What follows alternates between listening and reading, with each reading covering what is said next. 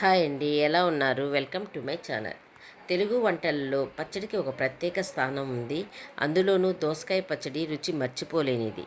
ఆ పచ్చడిని ఈరోజు ఎలా తయారు చేయాలో చూద్దాము.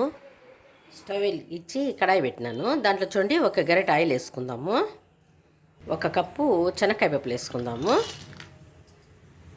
చూడండి, 5-6 పచ్చిమిరపకాయలని ఇట్లా తరుక్కున్నాను. దీన్ని కానీ వేసేద్దాం. దీంట్లో మంట మీడియంలో చేసుకోండి.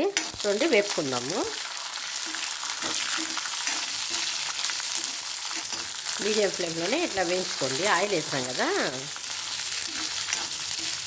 చూడండి, పచ్చిమిరపకాయలు కూడా బాగా వేగిపోతాయి. ఈ టైంలో పచ్చిమిరపకాయలు ఎప్పుడు కట్ చేసి వేసుకోండి, లేకపోతే చిట్లి మన మీద పడుతుందన్నమాట విత్తనాలన్నీ. అందుకని కట్ చేసే వేసుకోవాలి. అవి ఒకవేళ మీకు చిట్లు తాండయ్యి అని భయం అనిపిస్తే ప్లేట్ వేసుకోండి పైన. ఇప్పుడు మనం 1 స్పూను జీలకర్ర వేసుకుందాము. చూడండి, ఈ టైంలో నేను చిన్న ముక్కలుగా తరుక్కున్నాను 2 టమాటాలని. దాన్ని వేసేస్తాను దీంట్లో.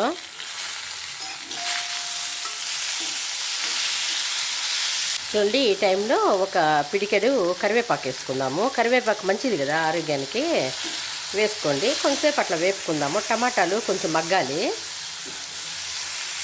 అండి. బాగా మగ్గిపోయినాయి. ఈ టైంలో 4 తెల్లగడ్డపాయలు వేస్తాను. చూడండి, టమాటా బాగా మగ్గిపోయింది.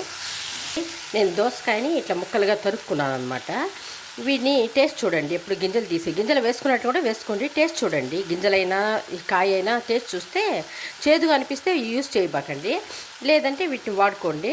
చూడండి, ముక్కలుగా తిరిగినాను కదా. ఇప్పుడు దీనిలో వేసేస్తాను. ఇవి 2 కాయలు అనమాట. ఇవి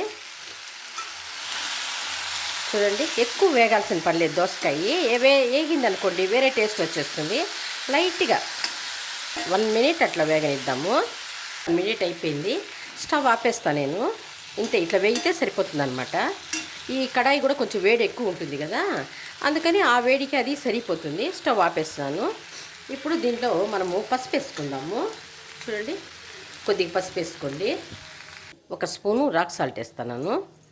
కొద్దిగా చింతపండు వేస్తాను. ఈ దోసకాయ పుల్లగా ఉంటుంది, టమాటా పులుపు, కానీ ఈ పులుపు కొద్దిగా యాడ్ అయిందనుకోండి టేస్ట్ బాగుంటుంది అనమాట. కొంచెం చల్లారిన తర్వాత మిక్సీలో వేసుకుందాము. చల్లారిపోయింది. మిక్సీ వేసుకొని వద్దాము. చూడండి, గ్రైండ్ చేసుకొని వచ్చినాను.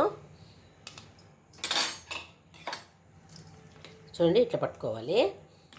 చూడండి, ఇట్లా మరి మెత్తగా లేకుండా ఇట్లా పట్టుకోవాలి.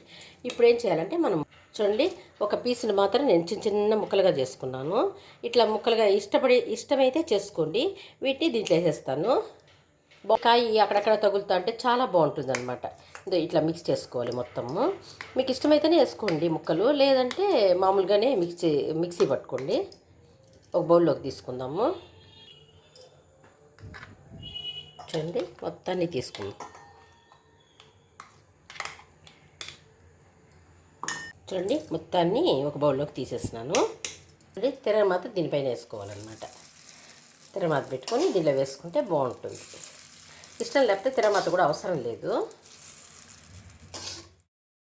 చూసారు కదండి, మన దోసకాయ పచ్చడి ఎంత బాగుందో. ఈ రుచికరమైన దోసకాయ పచ్చడిని వేడి అన్నంలో కలుపుకొని నెయ్యి వేసుకొని తింటే ఆ రుచే మర్చిపోలేము. ఈ వీడియో కనుక మీకు నచ్చినట్లయితే లైక్ చేయండి, షేర్ చేయండి, సబ్స్క్రైబ్ చేసుకోండి.